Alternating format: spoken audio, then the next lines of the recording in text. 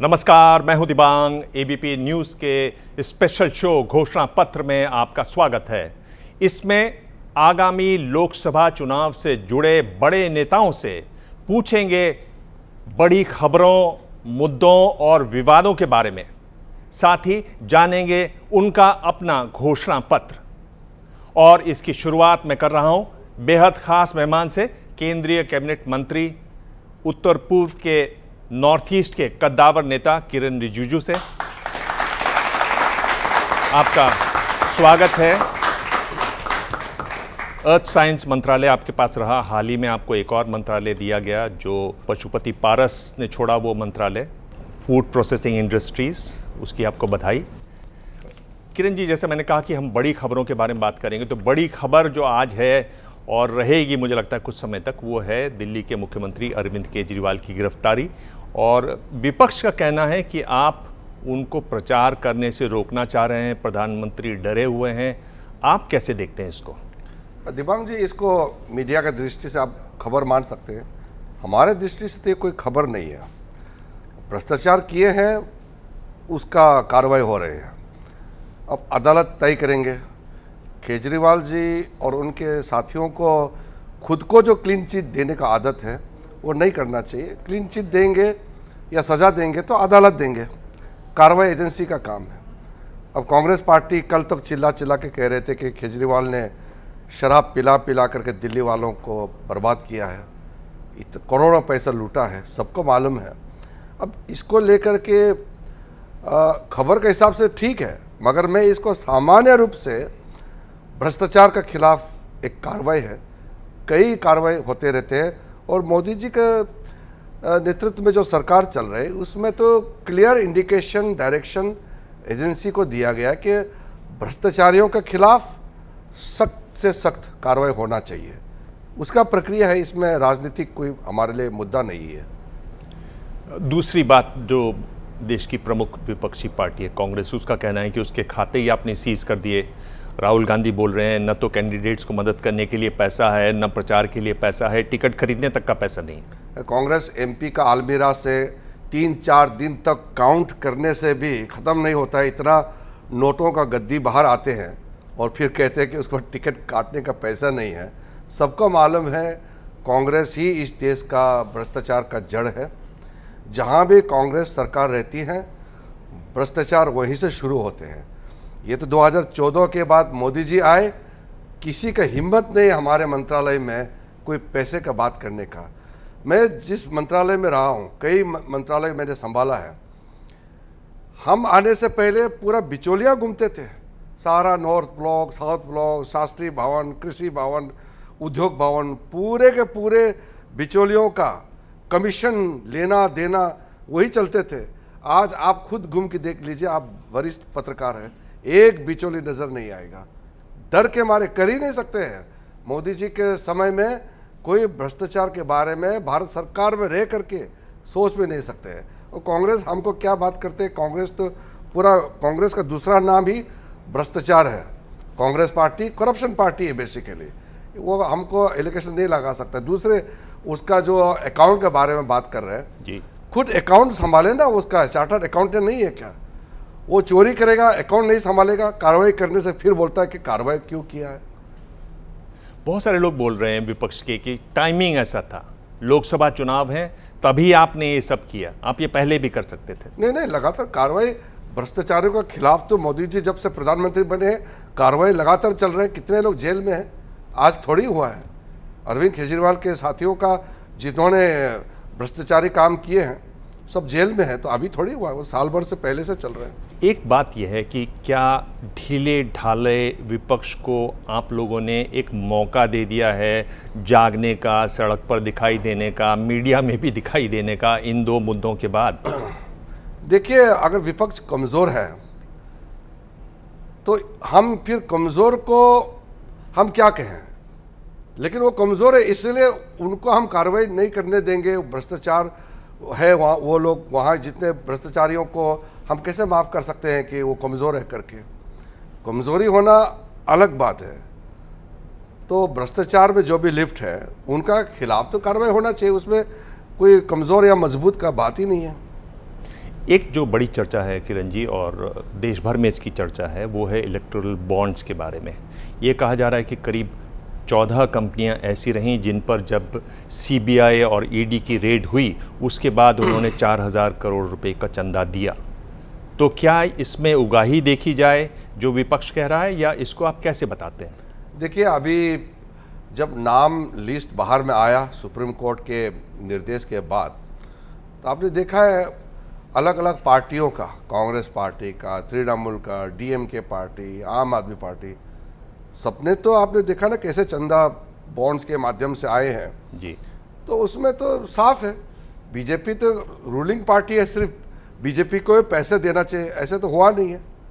Party का आप ratio देखेंगे तो हमको तो कम पैसे मिले हैं, इतना बड़ा पार्टी है। आज हमारा अकेले दम पर 303 हमारा लोकसभा हमारा पास है, मेंबर इतने हैं, और कांग्रेस का पास 52 एमपीस है। तो इतना पैसे कैसे मिला कांग्रेस को?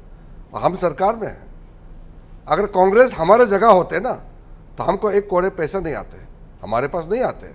लेकिन आज उनको इतना पैसा मिला, इसका मतलब फ्री है सबको, कोई रुकावट नहीं है। भले ही कांग्रेस अपोजिशन में है लेकिन इतने सारे पैसे मिले हैं उनको। तो ये आरोप लगाना गलत बात है। इस तरह का बिना मतलब का, बिना कोई तर्क ऐसा आरोप देना वो ठीक नहीं है। नया नारा है 400 पार का। कहाँ से आएंगी सीटें?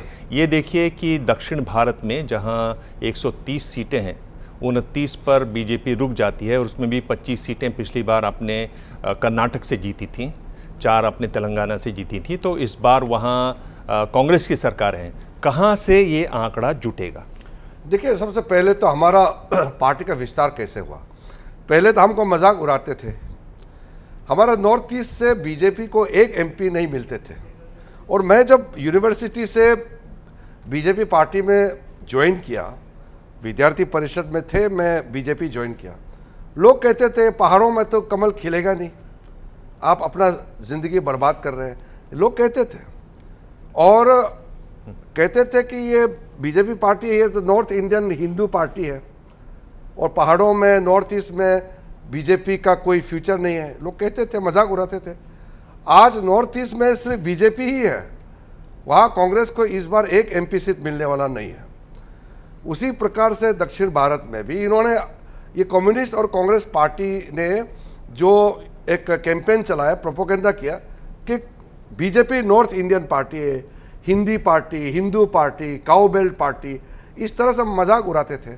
आज मोदी जी के नेतृत्व में दक्षिण भारत में बीजेपी का कितना बड़ा एक्सेप्शन उसका एक दिखाई दे रहा है, कितना बड़ा एक ताकत के रूप में उभर के आ रहे हैं।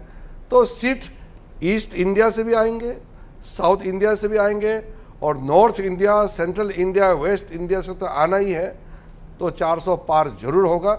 मोदी जी ने नारा लगाया, लेकिन वो नारा पब्लिक का नारा है। एक्चुअली पब्लिक ने जो कहा है फिर एक बार मोदी सरकार, इस बार 400 पार, तो ये नारा पब्लिक ने लगाया, उसको मोदी जी ने कहा है। जी, एक मुद्दा जो है वो सीए का मुद्दा है, और सीए का मुद्दा मैं पूछना चाहता हूँ क्योंकि आप नॉर्थ ईस्ट को बहुत अच्छा समझते हैं। असम के नज़रिए से, जहाँ 14 सीटें हैं, पिछली बार आपने 9 सीटें वहाँ जीती, वहाँ इस पर बड़ा आंदोलन चलता रहा लंबे समय से। असम अकॉर्ड हुआ, 1971 तय हुई डेट, सीए में वो आंकड़ा आ गया है 2014। ये कहा जा रहा है कि ये जो बांग्लादेश से लोग आते हैं ये इकोनॉमिक माइग्रेंट्स हैं। तो कैसे आप समझाएंगे इसको, इस मुद्दे को असम के लोगों के लिए? जब विभाजन हुआ भारत पाकिस्तान, तो पाकिस्तान का पूर्वी भाग जो बांग्लादेश है, वहाँ से जो हिंदू है, बौद्ध है, क्रिश्चियन है, पारसी है, सिख है, वो लोग तो ज़्यादातर लोग इंडिया में वही आए हैं। और जो अफ़गानिस्तान और पाकिस्तान से ज़्यादातर हिंदू और सिख अफ़गानिस्तान से लोग आए हैं। अब इनको अगर भारत में जगह नहीं मिलेगा, आप बताइए दिव्यांग जी, कहाँ जगह मिलेगा दुनिया में? क्योंकि पहले तो हम एक ही देश थे, जो विभाजित हुआ तो जो वहाँ रह गए हिंदू या सिख, उनको वहाँ अच्छा से रहने का मौका मिलता तो वो नहीं आते। धार्मिक रूप से प्रार्थना, उसको एक तरीके से वो भगाया गया है, उसको प्रताड़ित करके उनको वहाँ से मजबूर किया गया है इंडिया आने के लिए। तो हमको इतना तो करना पड़ेगा। और नॉर्थ ईस्ट का जहाँ तक सवाल है, नॉर्थ ईस्ट में मुद्दा है वो असम के अंदर में, खास करके कुछ लोग का कहना है कि ये जो भी बाहर है उसको हम धार्मिक रूप से नहीं देखते हुए बाहरी लोगों को अंदर आने नहीं देना चाहिए, ये सोचने वाला एक ग्रुप है।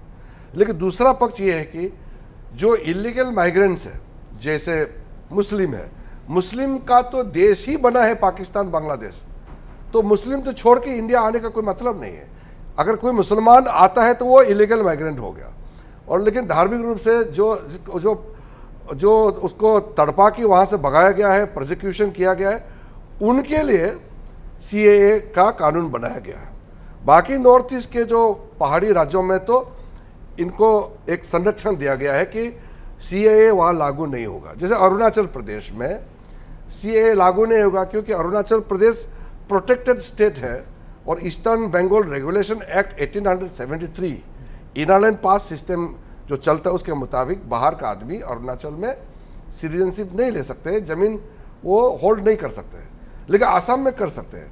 तो ये बेसिकली जो विवाद है वो आसाम तक सीमित है, लेकिन मेरे ख्याल से लगभग अब आसाम में भी मेजॉरिटी लोग मान गया है कि जो वहाँ माइनॉरिटी पाकिस्तान बांग्लादेश से जो आया है उसको एक्सेप्ट किया जाए, ऐसे ज़्यादातर लोग का ये मानना है।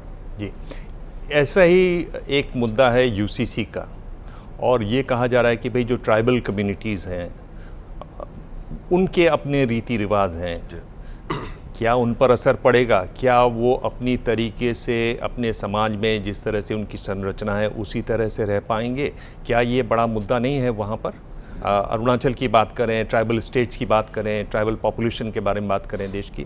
पहली बात तो यूनिफॉर्म सिविल कोड आर्टिकल 44 में कॉन्स्टिट्यूशन में कहा गया है कि देश में यूनिफॉर्म सिविल कोड होना चाहिए। कॉन्स्टिट्यूशन असेंबली में जब डिबेट हुआ सबने कहा कि होना चाहिए, उसका प्रावधान आगे चलकर सरकार को करना चाहिए। अब जब UCC का बात आ गया, इतने 75 साल बाद में जब इसका चर्चा जोर से चल रही है, और बीजेपी ने तो पहले से कहा कि देश भर में इस तरह का प्रावधान होना चाहिए, संविधान में प्रावधान है उसके मुताबिक। लेकिन जहाँ ट्राइबल्स लोग हैं, जहाँ छोटे छोटे जो समुदाय हैं जिसका अपना रीति रिवाज, अपना पहचान के लिए उनका अपना व्यवस्था बनाया हुआ है, उसके लिए कस्टमरी लॉज का प्रावधान है। और आज भी यूनिफॉर्म सिविल कोड जब लागू होगा या जब भी उसको लाने का प्रस्तावना होगा, और लॉ कमीशन का जो रिपोर्ट आया है उसमें भी क्लियरली कहा गया है कि UCC नॉर्थ ईस्ट का जो ट्राइबल एरियाज में, इवन हिमाचल में, उत्तराखंड में, लद्दाख में या देश में और अन्य भागों में जहाँ छोटे छोटे समुदाय अपना अपना ट्राइबल आइडेंटिटी के साथ, अपना पूजा पाठ के साथ जीते हैं, रहते हैं, उसको वैसे ही रखा जाएगा, उसमें डिस्टर्बेंस नहीं होगा। जितना भी शेड्यूल्ड एरियाज है उसमें UCC लागू नहीं होगा, ये जो है रिकमेंडेशन वैसे ही आया है।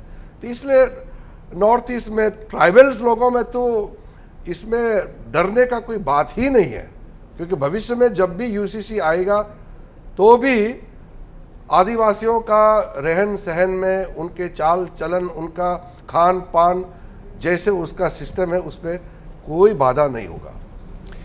एक बड़ा मुद्दा है, और ये जानना चाहता हूँ मैं कि इस मुद्दे का नॉर्थ ईस्ट के चुनाव पर कितना असर पड़ेगा, देश के चुनाव पर कितना असर पड़ेगा। मुद्दा है मणिपुर का। मीराबाई चानू, आपने कितनी मदद की उनको, जब वो उनको चोट लग गई थी आपने मदद की, उन्होंने ओलंपिक में मेडल जीता। कुंजरानी देवी, ये इन सब ने बहुत एक मार्मिक अपील की कि शांति होनी चाहिए। आप कैसे देखते हैं, और क्या आपको लगता है कि कुछ और किया जा सकता था वहाँ पर स्थिति को सुधारने? सबसे बड़ा प्रॉब्लम ये है कि देश के बहुत से लोगों को मणिपुर के बारे में जानकारी ही नहीं है, और कांग्रेस पार्टी और कुछ लोग जो हर दिन मणिपुर मणिपुर करके यहाँ बात करते रहते हैं, उनको मणिपुर का समझ ही नहीं है।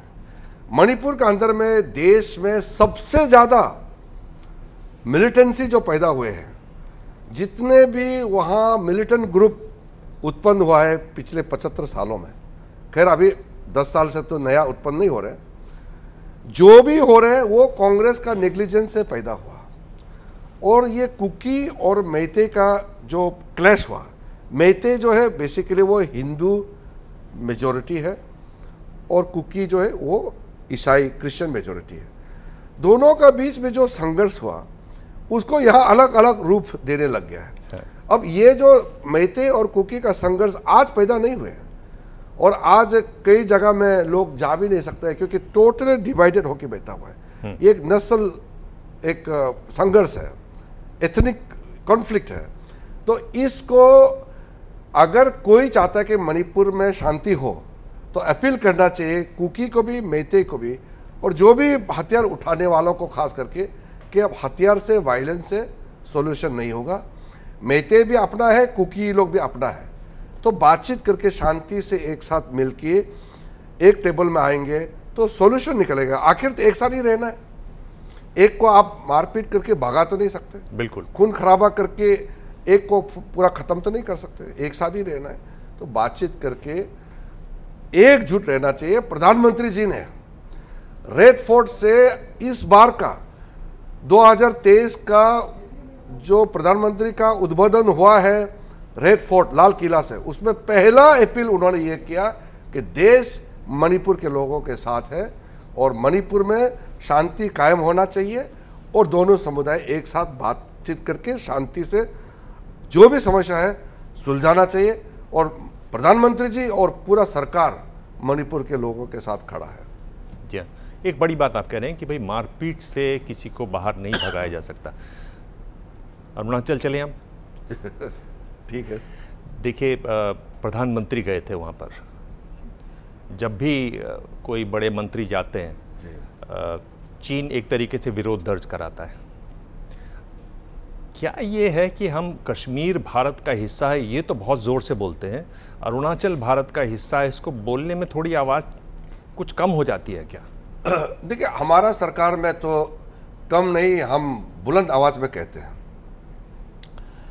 1959 में जब तिब्बत को पूर्ण रूप से चीन ने अपना हिस्सा बना दिया, तब अरुणाचल का कुछ हिस्सों में चीन ने कब्जा किया था। उस समय तो अरुणाचल था नहीं, वो तो नेफा और वो विदेश मंत्रालय के अधीन थे। तब से लेकर के 2014 तक अरुणाचल प्रदेश के सरहदों पर बॉर्डर एरिया में सड़क नहीं बनाया, कोई इंफ्रास्ट्रक्चर खड़ा नहीं किया। एक दो बॉर्डर पॉइंट्स जहां चाइना का मिलिट्री और भारत के मिलिट्री के बीच में जो बातचीत होते हैं, एक दो पॉइंट छोड़ के कोई रास्ता का व्यवस्था नहीं था।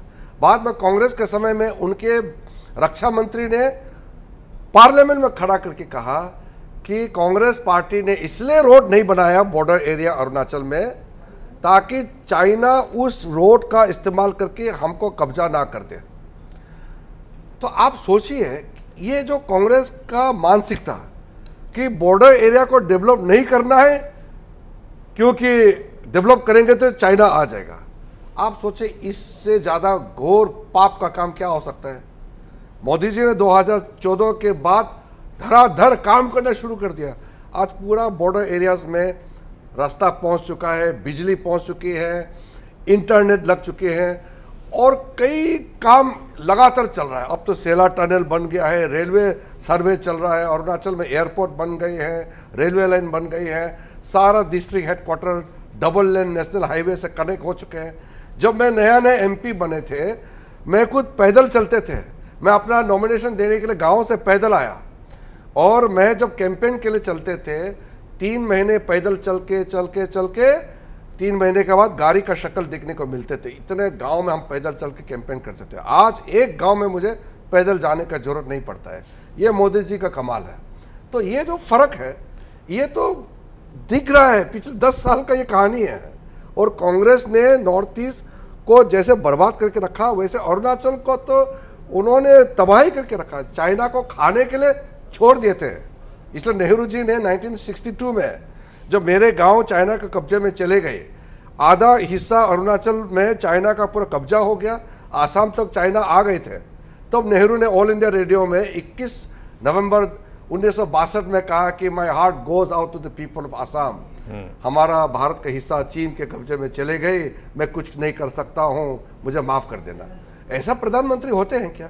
और वो कांग्रेस पार्टी आज हमको बताते हैं कि बॉर्डर एरिया का रक्षा कैसे होना चाहिए। शर्म आना चाहिए कांग्रेस पार्टी को। इन्होंने इतना ज़मीन दे दिया उस ज़माने में, कश्मीर और सक्षम वैली, ये जो लद्दाख साइड में सारे के सारे कांग्रेस के समय में चाइना ने कब्जा किया। मोदी जी के समय में 1 इंच हमारा ज़मीन पे चाइना नहीं आया। बॉर्डर कॉन्फ्लिक्ट चल रहा है, सरेंडर नहीं कर सकते। आपने लद्दाख की बात की। लद्दाख में हमने देखा कि पिछले दिनों सोनम वांगचुक ने भूख हड़ताल की सब ज़ीरो टेम्परेचर पर।